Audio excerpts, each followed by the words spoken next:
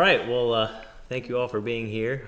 I missed having it last week, so I'm glad that we are going to be back and getting close to wrapping up our gospel series here. We've been slightly over a year. I just saw something on Facebook that a year ago we were on part 5 of our gospels. So we're slowly getting through it. Tonight's going to be part 31.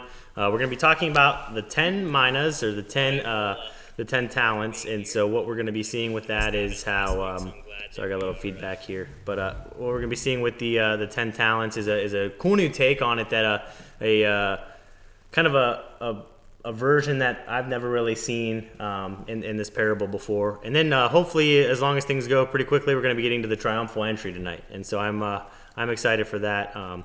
It's the first time I heard it portrayed in the way that we're gonna present it tonight. It pretty much brought me to tears, because it's just so wonderful to see the full circle of the gospel story and the message that we see all through the Bible. We get to the triumphal entry. Right now we're 2 weeks before the crucifixion and resurrection. The triumphal entry is 4 days before the crucifixion. And in the 4 Gospels, there's about 30 chapters over the 4 authors written about just that last 2 weeks of his ministry leading up to the crucifixion and resurrection. So how we're going to time this to get it so hopefully we hit right around Passover, we probably won't, since it's right now late January. But there's a lot to cover, and it's just everything's packed into this last 2 weeks of his earthly ministry. So as we talk about each week, the Gospels and their authors, I think it's just so important just to hammer this week after week, just because what we're doing is we're trying to see our Messiah in his true image. So Matthew's talking about Messiah as the king, Mark's portraying him as the suffering servant, we see Luke referring to him as the Son of Man, and John's talking about him as the Son of God. And when we layer up all 4 of these gospel authors together, we're seeing him in a light that we've never seen before. And maybe, since we've been doing this for a year now, we should play that video again of the artist who did the painting, because that was kind of like my inspiration for this. Was there was an artist, and he did an upside down painting of Messiah, and you don't really know what he's doing until he starts adding more colors, and finally at the end he flips the picture upside down and you see the image of our Messiah.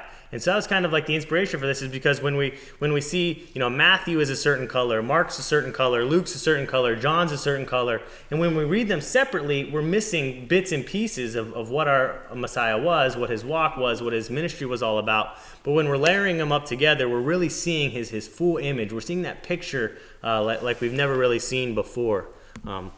So the appointed days, the Moedim, again, are just so important and so pivotal in understanding where we're at in the ministry and where we're at on this journey. They're time markers for us to be able to know what's going on.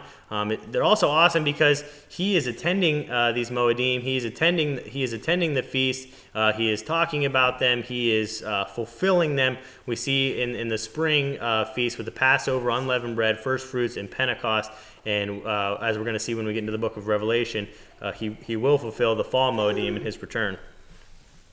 So for the last 2 weeks we covered, he came down from this northern area. He came through the city of Ephraim and through Jericho. And now he's come to Bethany, Bethage, and getting ready to go to Jerusalem. And just 2 corrections. Last week, Ron brought up the city of Jericho and said that was where the story of the Good Samaritan took place, on the road to Jericho. And I said, no, I don't think it gave a place. Well, he was correct. It was on the road to Jericho. So Ron was right there. And then Dom had asked a question about when Yeshua was telling his followers last week, he's talking about they're going to take me and they're going to crucify me and they're going to kill me and all this stuff. And Dom brought up when Peter said, no, that's not going to happen. And he said, get behind me, my adversary. You're not going to tell me, you're not going to stop me from what's going to happen. I had said that was before the cock crowed 3 times. Zach and Dom were actually correct. It was Caesarea Philippi where Peter had said that. So I just want to correct those 2 mistakes that I had made. But now he's coming down and he's stopping in this Bethany area right before going on to the city, or up to the city, because it was a higher elevation for the feast. So we're going to be starting tonight in Luke chapter 19. So in verse 11 it starts out, it says, "And as they were hearing this, he spoke another parable, because he was near Jerusalem, and they thought the reign of Elohim, of God, was about to come to be manifested straightway. He therefore said, a certain nobleman went to a distant country to receive for himself a reign and to return. And calling 10 of his servants, he gave them 10 minas. And he said to them, trade until I come. But his subjects were hating him and sent a delegation after him to say, we do not wish this one to reign over us. Okay, so this story is obviously about Yeshua. Obviously, they're thinking that Yeshua's going to go right into the city. He's going to take over. He's going to restore the kingdom or bring back the lost tribes and restore everything. And he's telling them this parable to get it in the mindset of his followers. It's not going to happen right now. It's not going down the way you guys think it's going to happen. A couple of key things here. We talk about this all the time. We talk about the story of the talents, which is later in Matthew 25, where he reinforces the same idea. But it's important to note in this story, the earlier story, before they get into the city, he takes 10 servants and gives them each a mina or a mina, which is basically 3 days' wages in silver. So there's 10 servants. There's the master, there's 10 servants, not the way we read it as he had 3 people. He gave 10 of them each the equal amount in this story. But the people did not want him. So a lot of people read this story and they say, the Jews rejected Jesus. The Jews rejected Jesus. Now, this story pertains to when he comes to restore the kingdom. The whole world's rejecting Jesus. And it's pretty obvious if you just look around you at some of the craziness that goes on in Washington, D.C. and whatnot these last couple of weeks. The world is totally rejecting Jesus. So the church will hide and go, well, that's the Jews rejected Jesus, so he came to the church. No, this is, in verse 14, nobody wanted him to come back. The world rejected him and did not want him to reign over them because the world does not want to bow their knee to him, although they'll have to one day. So he continues in the story, and in verse 15 it says, and it came to be, when he came back, having received the rain, that he sent for these servants to whom he had given the silver, in order to know what each had gained by trading. And the first came, saying, Master, your mina has earned 10 minas. And he said to him, well done, good servant, because you are trustworthy in a small matter, have authority over 10 cities. The second came, saying, Master, your mina has earned 5 minas. And he said to him also, and you be over 5 cities. Okay, so we started looking into this over cities thing, and it really kind of conflicts with what you're taught about people dying, go to heaven, and all this. It really ties more into the resurrection of the dead and the millennial reign. And so we went to the book of Revelation, and I thought this verse was great because we all know the verse about he will rule them with a rod of iron. But listen to who's ruling with a rod of iron. But hold fast to what you have until I come.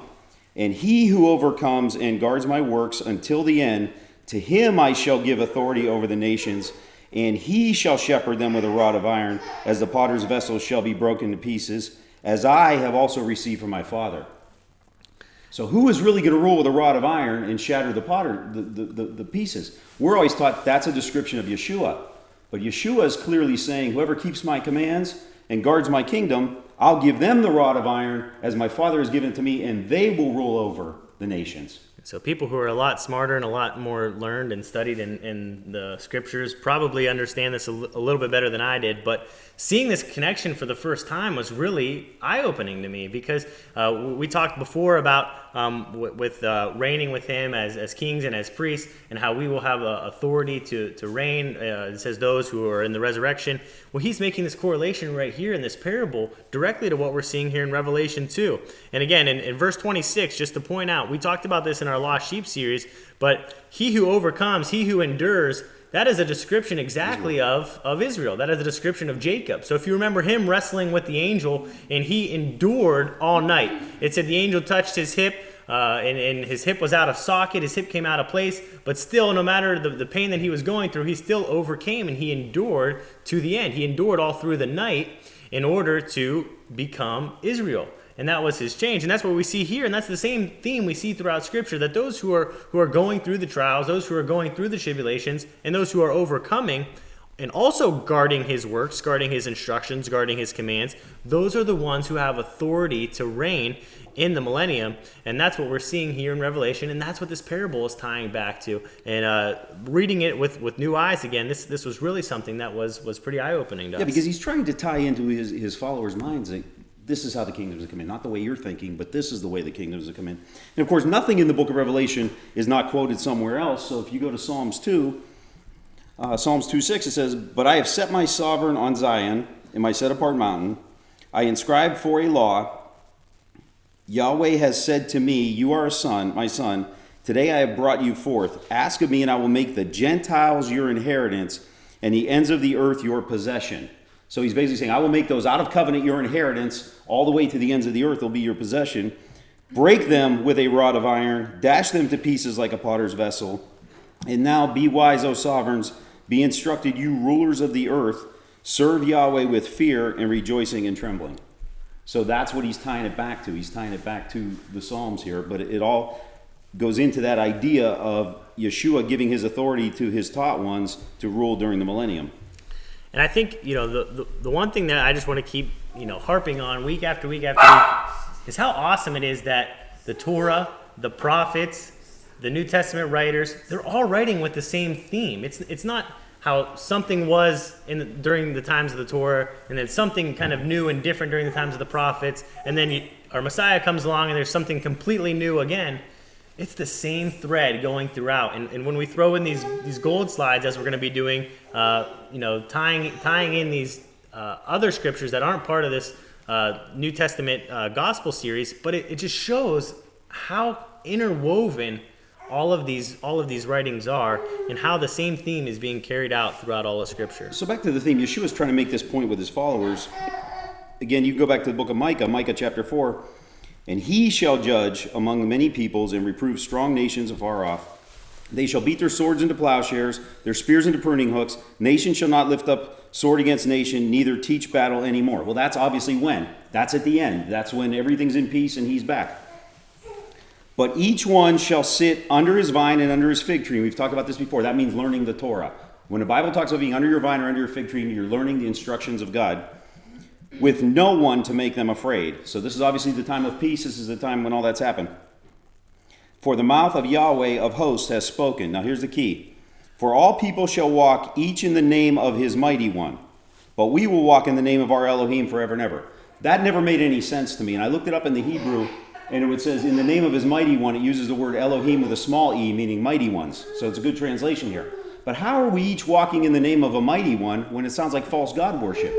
We're each walking in the name of a mighty one, but we're all walking in the name of the one true God, Elohim with a capital E. What that is that's the same people that Yeshua is going to give authority to teach his ways. And they'll all be under him, but they'll be shepherding the world in the millennium to learn his ways and learn his Torah. Are only certain people going to teach? Are we all going to teach? If you're not teaching, then where are you? Matthew 5. He who knows these and teaches these commands will be great in the kingdom of heaven, and he who does not will be least in the kingdom of heaven. So the Torah teachers in the kingdom of heaven will be the people that kept, understood, and knew the Torah, which goes back to our whole parable about the Minas. What are you doing with your knowledge of God? The church will be quick to teach it's spreading the gospel, but it's really spreading the knowledge of the one true God, which is not only the gospel that he saved you, but how he saved you and what you do after he saved you. I have to say the language we always thought were talents. Well, I think he used the word talents in Matthew. Money, but it's a lot more than that. And I think too, kind of where I was always growing up was I thought, well, whatever kind of abilities he's given you, what kind of talents he's given you, you should be using those to further the kingdom. Well, now applying this to the whole truth and to the whole Bible, what he's really talking about is what he ever really cared about, and that was his instruction, and that was his truth, and that without that, nothing else matters. So he's saying, to you who has a deep understanding of this Torah, a lot is going to be expected of you to be teaching that, to be following that, to be understanding that, and to not be falsely representing that to other people. And to you who, you even like, so when you're new to coming into the faith like many of us are, even though we've been, studying this and doing this for 4 years, I still feel like a baby in my understanding. So I might have one mina or two minas. So with those understandings, like the Sabbath or the dietary laws, if I'm leading people astray with my, how I honor the Sabbath, I'm not using my mina, I'm not using my talent in any way, shape, or form correctly. If I'm eating something, just for the sake of eating it to not offend anybody or because I give in and have a weak moment, well, how am I leading and how am I being an example? How am I using that mina? How am I using that talent to further the kingdom? I think when we go back to understanding these instructions and understanding the Torah, he's saying, when I'm giving you this deep revelation, you're expected to not only follow through and obey out of obedience and love for me, but to love your neighbor as yourself. And that's where I've started seeing this correlation of loving God, number one, because we're obeying his commands. And number two, when we're teaching others, we're helping them obey. What more kind of love can you show your neighbor? What more kind of love can you show a friend than to help him obey the instructions of God. And Gian and I were reading last night in the book of Samuel, and it led us to Ezekiel. And it says that when you see a friend, when you see a brother who is in sin and you don't correct them, you don't call them out on that sin, the blood isn't on his hands, it's on your hands. The blood is on your hands for not reproving that person. The blood is on your hands for not correcting that person. And that's a scary situation to be in when we're all starting to have understanding of what the Torah is, when we're all starting to have understanding of what his truth is, and we don't share that with our family, we don't share that with our friends, we don't share that with our neighbors. We're not loving them in the way that he says that we should love them. Tanil. Is it only people in Torah or anyone? Because if they don't... And that's the discussion that we led to last night. I think first and foremost, when we see people in our, that we know better, we definitely need to be correcting them. And Yeshua was very harsh with the religious leaders who should have known better, was leading people astray, and were doing things up to their own traditions in their own ways. But I think secondly, what we need to make sure that we're doing is, even when we see somebody who might not know this before, it's great to strike up a conversation and say, or let them come to you. And when you order something, order a salad and say, oh, can I not have any bacon on that, please? And then when they ask you, instead of just saying, oh, it's not really healthy for me, that's a cop-out, when you could say, well, the instructions of God say, and you can start up a conversation. Because in Deuteronomy, that's how it was always supposed to be, that we were supposed to be the light by example, and that people would come to us, and when they would see the blessing that we are for, he was blessing us for being obedient, then they would come to us and say, wow, who is this God that you're serving, and what are the laws that he's given you? Because you've been so blessed for being obedient, and you're being so blessed for serving him, I want to know more about him. But when we're only half-heartedly in this Christian world today, I would say we don't know his instructions, so we're not obeying him, and we don't see the blessings necessarily. That's why there's such a big falling away, because why do you want to go into something that's not really being blessed, that's not really being fully blessed like he wants to bless us?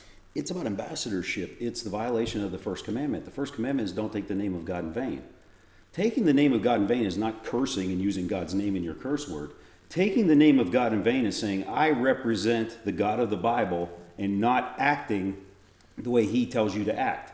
It's saying I'm in covenant with the God of the Bible and doing things contrary to his nature, which is what the Torah is all about. How can you love him if you don't know his nature, if you don't know what he expects of you, if you don't understand him? And the way you understand him is by learning his rhythms and his ways and what he wants and what his blessings and what his curses, and that is his instruction.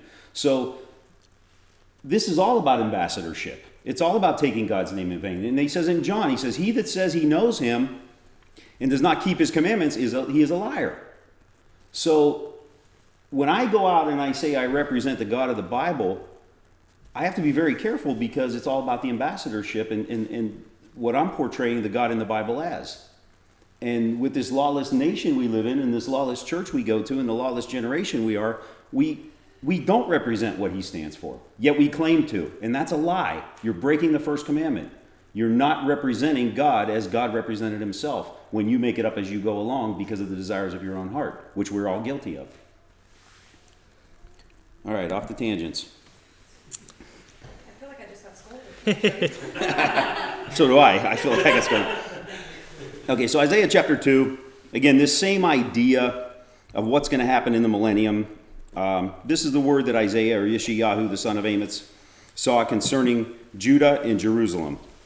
And it shall be in the latter days that the mountain of the house of Yahweh will be established on the top of the mountains, and shall be exalted above the hills, and all the nations shall flow to it. So this has not happened yet.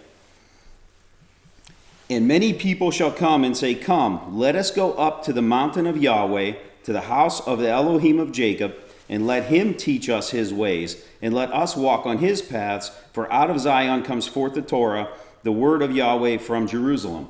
This will be the people that survive, that 1/3 of the people that survive the tribulation and all the catastrophes that fall on the earth and the wrath of God are all going to turn to God, turn to Jerusalem, go up there and learn God's ways and worship the feast days and learn the Torah and worship God. And Yeshua's resurrected followers are going to be the helpers who bring them along, coach them, mentor them, and teach them and give them better understanding of the ways of God. That's what it's all about. And in scriptures like this that I often think, man, what was I missing all of those years? Where did I miss the link? Because clearly here it's talking about the latter days. It's talking about, when he comes back, when he sets up his reign, when he in the millennium, in the future. And then it goes on to say that we're going to go to him, we're going to go to Zion, and the Torah is going to come forth. His instructions are going to come forth from the word of Yahweh from Jerusalem. And so his Torah is coming forth. Yet, why are we taught that the Torah was bondage? Why are we taught that the instructions were bondage? Why are we taught that, Jesus, Yeshua, our Messiah, came to do away with those instructions, when clearly here it says when he returns, he's going to set it all up again. So the instructions were a blessing. The instructions were perfect. The instructions were all about loving God and loving our neighbor. And then Jesus did away with them only to return and restore them. It's like, what kind of God are we serving that he's constantly changing his mind? It's good, it's bad, it's good, it's bad. I'm doing away with it, I'm bringing it back, I'm putting it forth. It's now slavery, it's now bondage, it's now freedom. Which is it? And again, it's all about our misunderstanding. It's all about our poor interpretation of what the Torah is.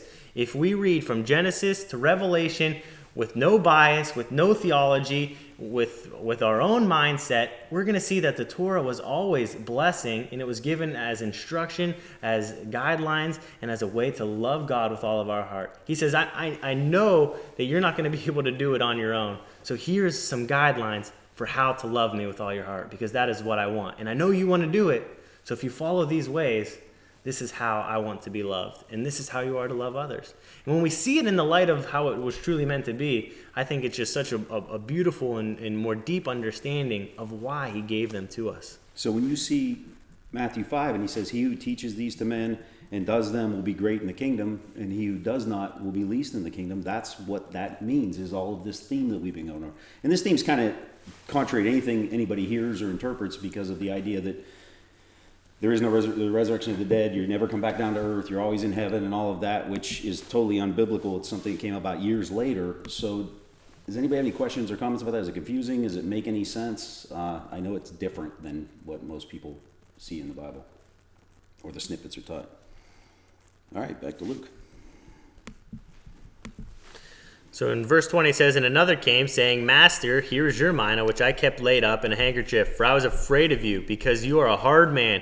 You take up what you did not lay down, and you reap what you did not sow. And he said to him, out of your own mouth I shall judge you, you wicked servant. You knew that I was a hard man, taking up what I did not lay down, and reaping what I did not sow. Why did you not put the silver in the bank, that when I come I should have collected it with interest? And so this is Messiah talking. This is Jesus, Yeshua talking, and he is saying here, that he's the one telling the parable, and he's talking about his return. And so verse 21 and 22 really threw us for a loop in our study, and it says, for I was afraid of you, because you are a hard man. You take up what you did not lay down, and you reap what you did not sow. And we kept thinking, that does not sound like our Messiah. That does not sound like him who is returning. What is he meaning here? And upon some prayer and reflection and revelation, Darren actually pointed out a really great point, and it's in verse 22. He says, out of your own mouth I shall judge you. So it's out of the mouth of this wicked servant who is saying that our king is harsh, that is saying our king is reaping what he did not sow and picking up what he did not lay down. It is out of that mouth that he is being judged. He said, if you want to see me in that light, if you want to see me in this negative, evil connotation, that's fine, because that's how you're going to be judged then. And it's kind of pulls into Romans when Paul's talking about Jesus and Messiah is going to give us over to what our mind wants to think. And we see the same with Pharaoh and the hardening of Pharaoh's heart. When our mind desires something and when our heart desires a certain way, he's not going to force us to do something the way that he wants us to do it. He's going to allow us to go on that evil path. But he says, be careful, because the way that you saw me, the way that you said that I was evil in your eyes, that's the way that you're going to be judged then. And so that's a harsh reality that I came to today, is that, man, how quick are we to say, God, why are you doing this in my life? Or God, why have you, led me down this path? And, it's not a problem to cry out to him, but when we start attributing negative things to him, well, that's the way that we're going to be seen. That's the way that we're going to be judged. We're going to have to account for every word that comes out of our mouth when we stand before him one day. Yeah, so was this master stingy and hard of heart and taking what he didn't have and reaping what he didn't sow? No. Clearly he took not. 10 of his servants, gave them each 3 days' wages, and said, here, do with this till I get back. And then when he got back and saw what they had done with it, he gave them cities. The guy had 3 days' wages, and he gave him 10 cities. The guy had 3 days' wages, he gave him 5 cities. So he's obviously not a stingy, evil, reaping what he didn't sow. He's generous to a fault. But he said to this guy, okay, you want to view me that way? I'm going to judge you by the way you viewed me. There you are. And again, it goes back to when the people didn't want this guy to come back and rule over them. They don't want God to come back and rule over them. They want to be free to do it their way. It's like the way people picture God. Is he standing up there with a lightning bolt ready to zap you when you're out of line? Or is he a loving God taking you in his arms and showing you the love that you don't deserve? But he's mean because he told you not to do these things that he knows will hurt you. All right, sarcasm. But I think what it goes back to is abiding. If we abide in him, he abides in us. And if we know him, he's going to know us. He's a completely omniscient God. He knows everything. He knows the beginning from the end. He knows every hair on our head. He knows our thoughts. He knows the next word that we're going to say. But still, when he returns, Yeshua says, I never knew you. Depart from me, workers of lawlessness. And so it's not that he didn't know us, but it's that we didn't take the time to know him. That we didn't see him in the light of who he really was. Just like this wicked servant here, that he didn't take the time, that he didn't invest his talent, that he didn't invest his mina into understanding who he was, into understanding what he should do with that. And that is the warning, I think, to all of us, is that how are we going to see him is based on how we understand his instruction, how we understand his word, because he is the word made flesh. And so how can we know him if we're not taking time to read and to understand and to better know the word, if he is that word made flesh? All right, so back to our story. Lovey-dovey Jesus goes to this point. He says, then he said to those who stood by, take the mina from him and give it to him who possesses 10. But they said to him, Master, he already possesses 10. For I say to you, that to everyone who possesses shall be given, from him who does not possess, even what he possesses shall be taken away from him. But those enemies of mine who did not wish for me to reign over them, bring them here and slay them before me. So he's telling his disciples, you guys think this is all going to go down now? I'm going to give you something. I'm going to leave. I'm going to come back, and I'm going to vanquish my enemies when I come back. And that's what he's setting them up with, and what he's trying to prepare them for, is they think it's going to happen right now as he's riding into the city. But when lovey-dovey Jesus comes back, he's going to slay his enemies. And it's something I've kind of wanted to do for the longest time is start like a hashtag on Facebook, like things you've never heard in church before, and just like verses out of Scripture that like you would never expect to come out of the mouth of our Messiah.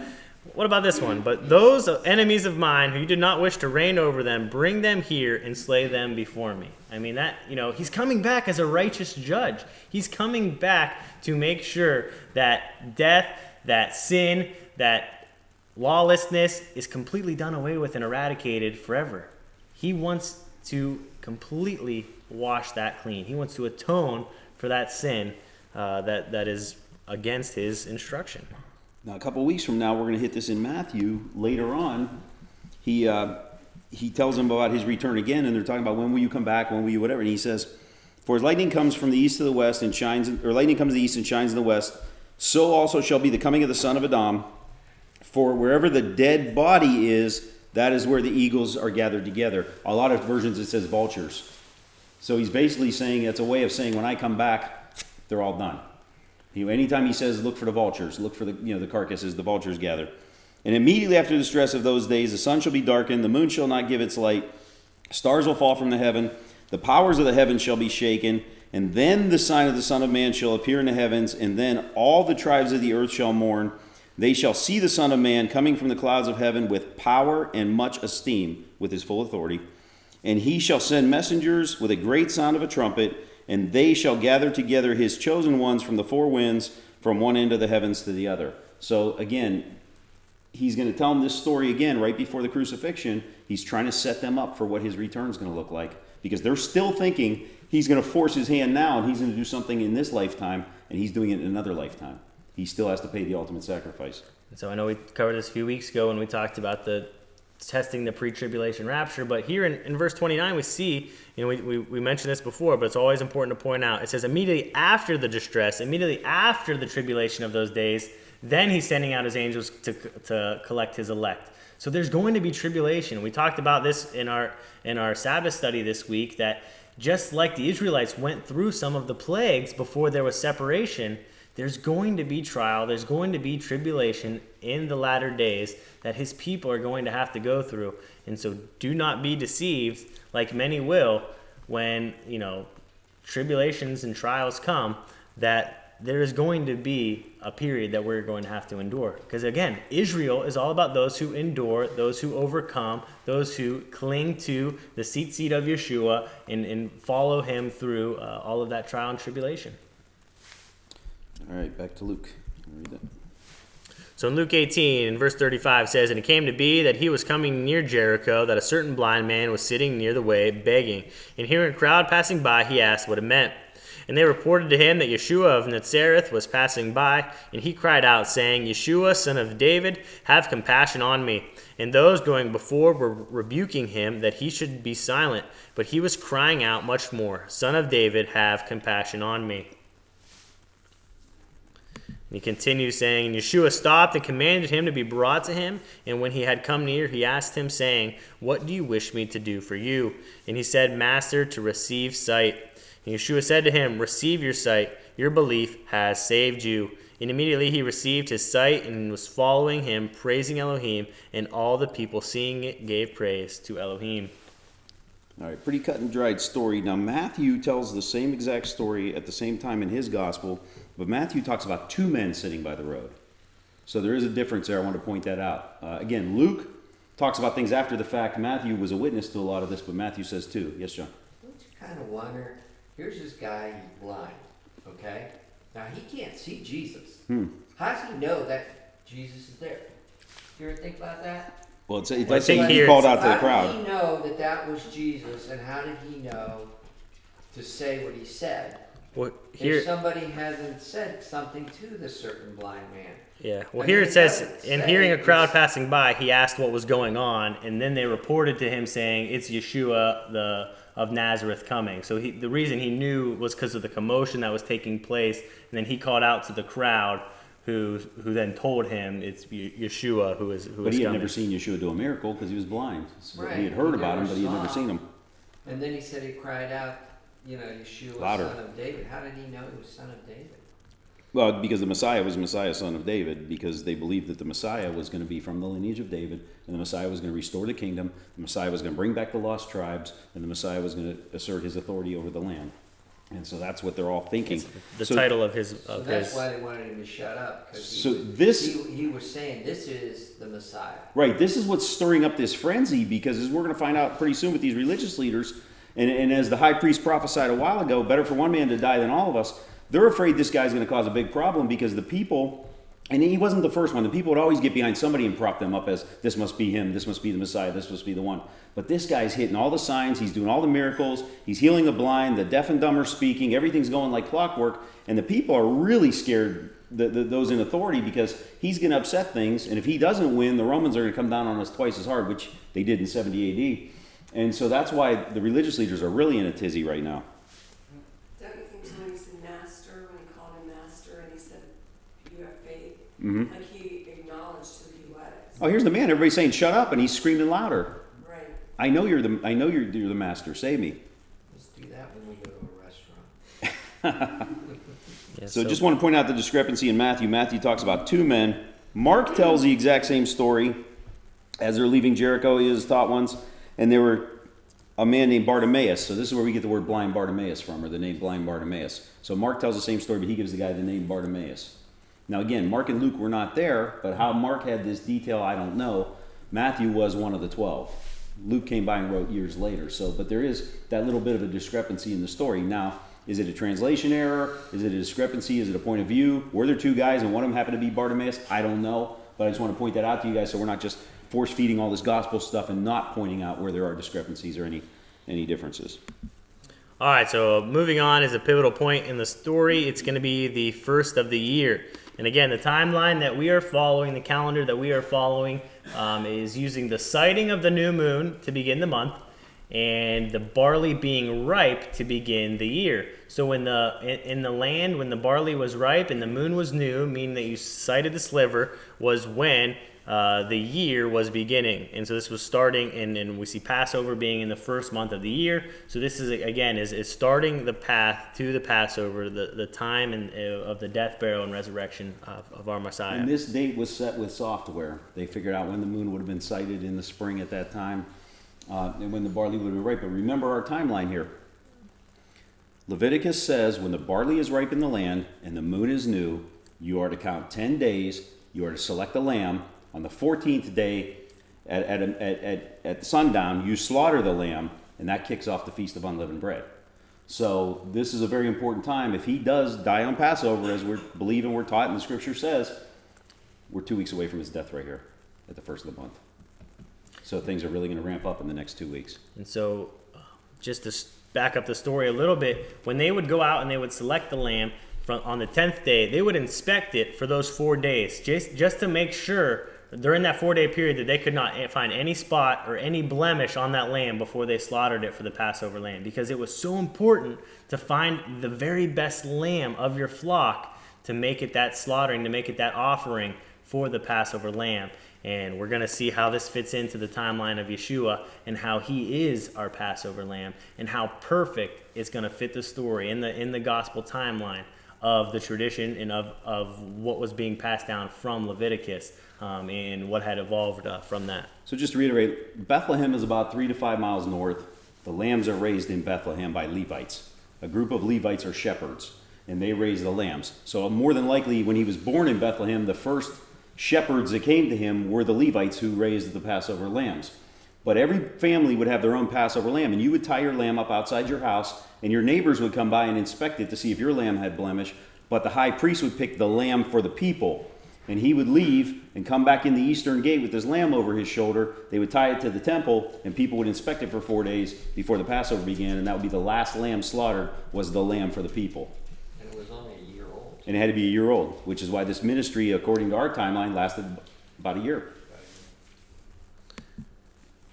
So picking up in the story here, we're going to go to John 11, and in verse 55 it says, "Now the Passover of the Yehudim of the Jews was near, and many went from the country up to Jerusalem before the Passover to set themselves apart." So remember, if we go back to Leviticus 23 and we see the Moedim, we see the appointed days, it says that there are some of the set apart days are going to be pilgrimage feasts where you are to report to Jerusalem. No matter where you are at in the far off country, you are to go to Jerusalem in order to make a sacrifice. It was to be done in the temple, it was to be done in the place where Yahweh made his name. And so this is where it says they were going up to the Passover to set themselves apart.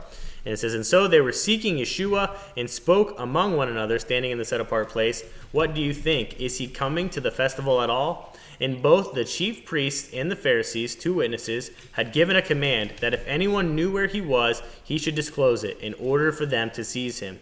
So knowing that this is a pilgrimage feast, knowing that he said he was the Son of God, that he was the Messiah, claiming to be, that he would have to be there, that he would have to follow these instructions perfectly to a T, and that he was going to be in Jerusalem. Because remember, to this point, he was staying away from Jerusalem. He was staying up in the north because he wanted to avoid the Pharisees, he wanted to avoid the religious leaders because he knew they wanted to kill him. But now they are knowing he has to be here. He has to report himself here according to the instructions of the Most High. He is going to be here. So if anybody sees him, make sure you let us know, because we're going to take this as our chance. We're going to take this as our opportunity. Yeah, so everything's coming to a boiling point now in these last 14 days, and he's basically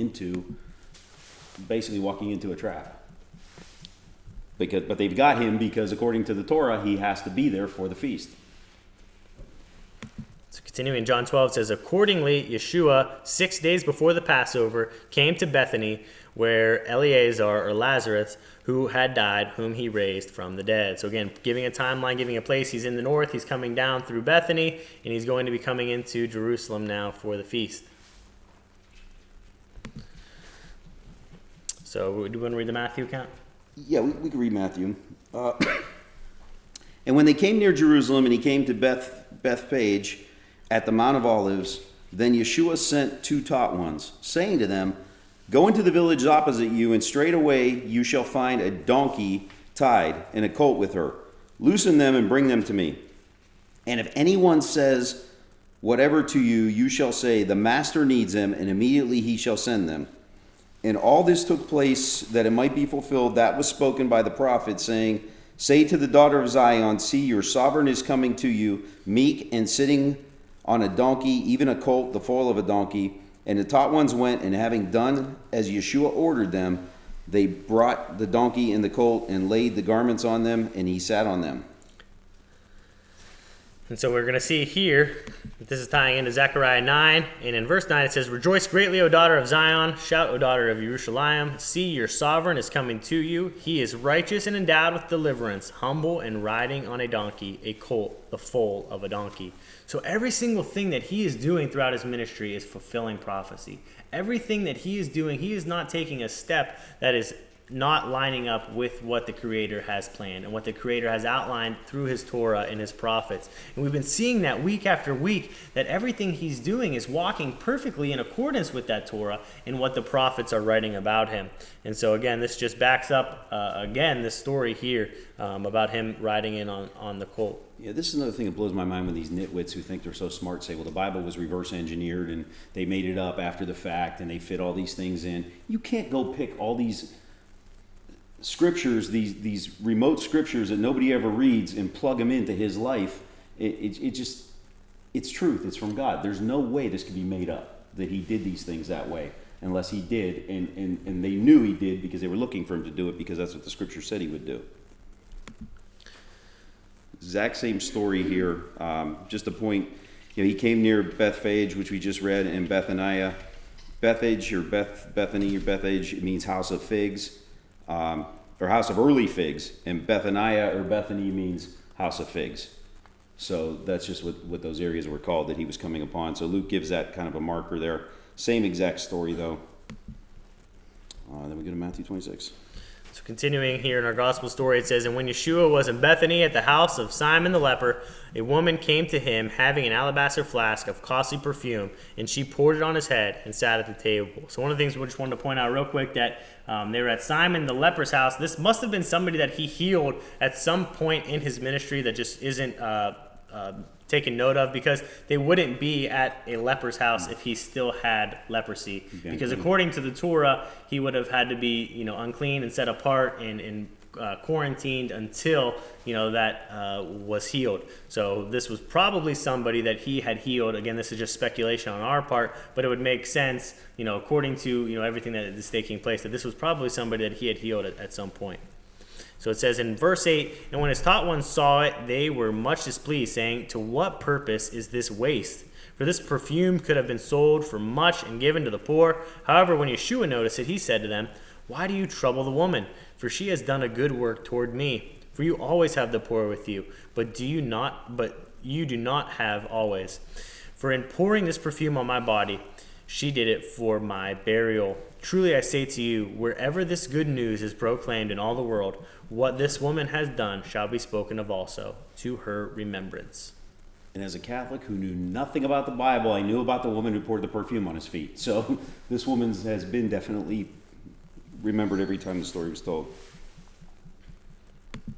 Okay, Mark is the exact same story. So for the sake of time, we'll skip the first 5 verses and the second.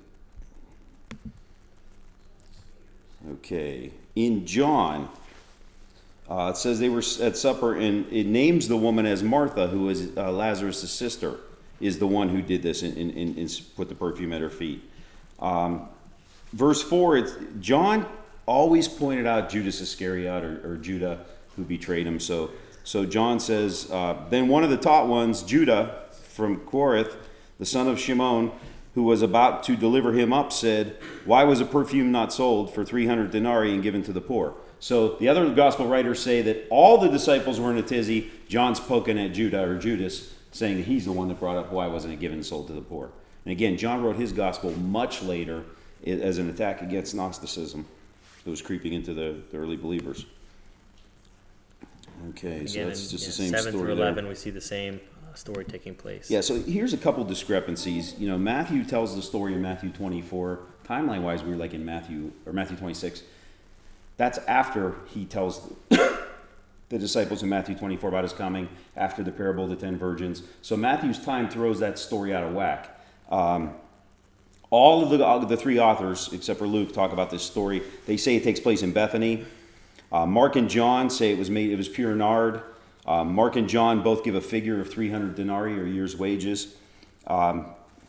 In all three, some of the disciples are indignant that it was sold to the poor, but John points out it was Judas Iscariot who was.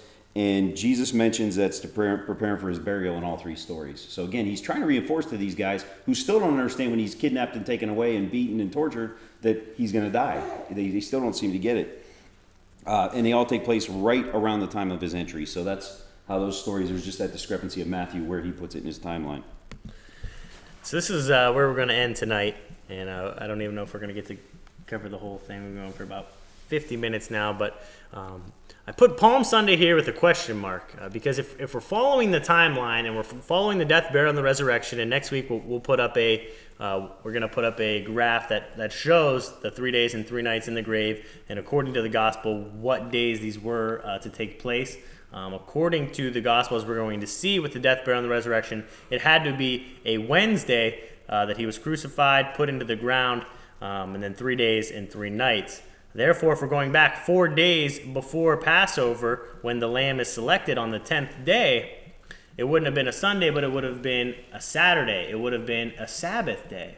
So going back a few slides, when he says, if anybody troubles you, tell them the master sent you for this. Well, in rabbinic Judaism at the time, and according to the Talmud and the Pharisees at that time, your animals didn't do any work at all. And it is even in the Torah, you're not supposed to use your animals to get you ahead, to earn money, to do work. Well, they had taken it so far that the animals weren't even allowed to move. They would tie these animals up, and they weren't even allowed to walk at all because they considered that work. Again, this Talmudic belief where everything was hyper law, it was law on top of law on top of law. So when he says, if anybody questions you about this, say the master sent you, and that was one of the reasons, was because they weren't even allowed to take this animal for anywhere to do anything with it. So this would have been on a Sabbath day that he's brought in, but it's the 10th day of the month. And again, like we just mentioned, a little bit ago, at this point on the 10th day is when the high priest would go out, and he would not talk to anybody, he would not see anybody. He would go out into Bethlehem to select these sheep. And he went to Bethlehem because that's where all the sheep were grazing and were being raised. So just like our Passover lamb came from Bethlehem, the high priest would go to Bethlehem to select this lamb that was 1 year old. And when he would spend all day searching for it, and he would find that unblemished lamb that he had searched for all day, everybody would go to the gate that he had left the city from and await for him to come back with that lamb. Year after year after year, this was done, this was practiced, and this was rehearsed. And so the high priest would go out, and he would return after a day searching for this lamb. And when he would come to the gate, they would see the priest coming through with the lamb selected for this year, and they would all start cheering, and they would start shouting, and they were so excited that the Passover lamb was found for that year. Well, here what we're going to be seeing on this day is when our Passover lamb, on the same day, at the same time, beats the high priest to the gate. And when he comes in, the people who notice him, because he has a few followers at this time, even though many are rejecting him and scared of him and are afraid of him, his apostles and the ones who do see him, they start cheering and they start shouting, Hosanna, Hosanna, and they're waving their branches because they know that he is the king, that he is our Passover lamb. And so the crowd mentality takes place, and everybody starts shouting because people who can't see the gate, they're so far back, they think that the priest has returned with this lamb, and they're all shouting, praise be to God, praise be to God, the Passover lamb is here, the Passover lamb is selected, praise be to God, and he's entering through this gate to be delivered up as our Passover lamb, and they are all praising him, and they are all so excited. And we're going to see how this starts to take place. But to me, it is just so beautiful that when we start to understand Torah, when we start to understand the Moedim, when we understand his feast days, how this all lines up. It's not just him coming into the city, but why is he coming into the city? When is he coming into the city? How is he coming into the city? He is fulfilling every single step that was taking place year after year after year to select this Passover lamb. And he is going to go on trial, just like the lamb did for 4 days. He is going to go on trial, and at the end, they're going to say there is no fault with him, just like there is no fault found in the Passover lamb. And so it's just so beautiful as we see this start to add up and build up, and this is coming all to the place of the death, burial, and the resurrection. And we're going to see how perfectly, as Darren said, this starts to fit in with Palm Sunday, and maybe this is a good place to end tonight because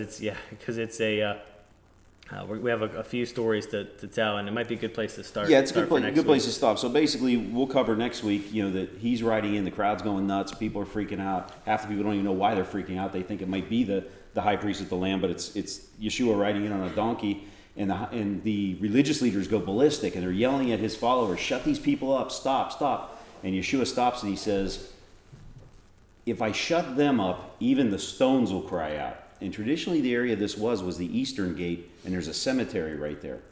So when Yeshua is saying even the stones would cry out, he's basically saying even the graves would cry out. If you shut all these living people if I up. shut these people up, the graves will glorify who I am, because that's who I am, and you can't shut this up. But this is like the final straw. They're looking to kill him already. Now he causes this major disruption at this religious festival. This guy's got to go. I mean, if they weren't, we already read how they were paying people to find him so they could kill him, and now he comes riding in as bold as can be, disrupts the whole apple cart, and they're ticked, and they're going to get him.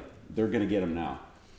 And so we started this night talking about seeing our Messiah in the full image. And so when we put all of these Gospels together, we start to see him as our Passover lamb. We start to see why he did the things he did, how he did them, when he did them, the days he did them on.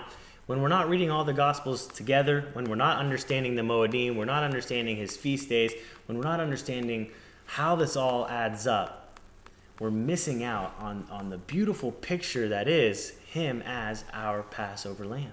And him coming to buy us back, that when he sheds that blood, that those northern tribes that were dispersed, that those who were written the certificate of divorce, that could no longer enter into covenant with him, could not be a part of him, at this point when he lays down his life and he comes back to life, he says, you are now allowed to come back, to remarry your husband, and to be a part of this family, to be in this covenant again. You who were lost, you who were sent away, now have new life just as he has new life. And I think it's just, we're really getting to the point where it's going to be pretty slow for these next couple weeks, because there's just so much detail that is going to be in this death, burial, and resurrection. But when it all starts to add up, we start to see why, how, and who our Messiah was in his truest light. So if there's any questions or comments or anything before we wrap up, I'm going to end the live feed here, and then we'll have a word of prayer, and we can fellowship, and there's plenty of snacks here to continue to hang out. So any comments, questions, anything? All right, awesome. So That's not good. all right, well, everybody watching on the live feed, thank you for tuning in, and we hope to hear from you Saturday for our Torah takeaways.